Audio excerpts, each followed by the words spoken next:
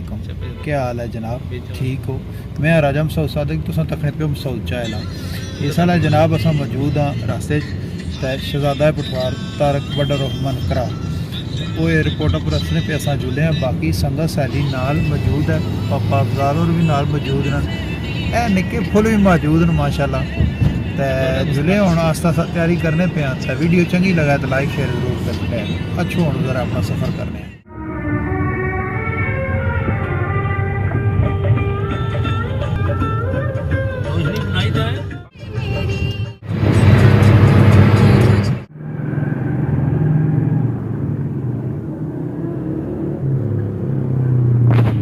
गुजरान पहुंचे हैं जी, ते लाला लगे माला बनाने ते उन्हां नाल मुलाकात कराने छाने ते उस्ताद दोए लगे वे।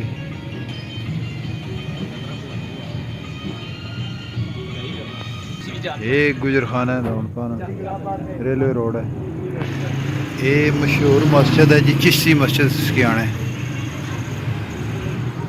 ये एरिया जड़ा ना वडाने वाले पासे बेवले वाले पासे जाना तक फुल तैयारियां हुई वा।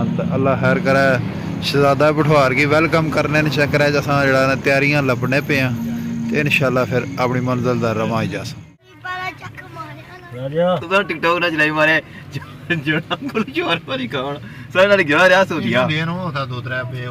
मेरा बाकी गल सहेली दी ठीक है, भैन चोद काम खराब ही है। यहाँ से सो दिया चमड़ गए ना कट्ठे से ना।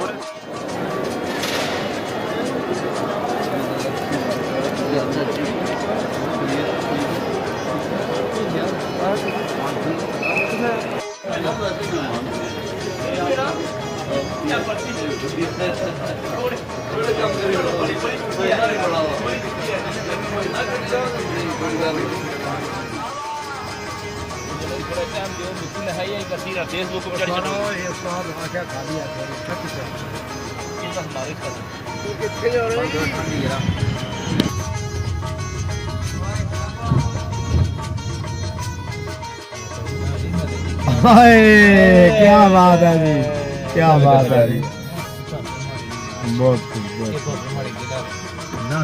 मामू डिगा के बाकी रोला नहीं था कोई। फिर एक बार अगे आने अल्हम्दुलिल्लाह जी सफ़र बहुत सोहना रहा, वीडियो बहुत सोहनी रही। ठीक है, मुलाकात फर्स्ट एक्सपीरियंस सी एयरपोर्ट में इस तरह ना तुसें वीडियो तक की बहुत चस ऐसी तो वीडियो एंड तक जरूर तक है। ठीक है, अगर वीडियो पसंद अच्छा है तो लाइक शेयर जरूर कर सकें। अच्छा, बाकी सफ़र करने वाला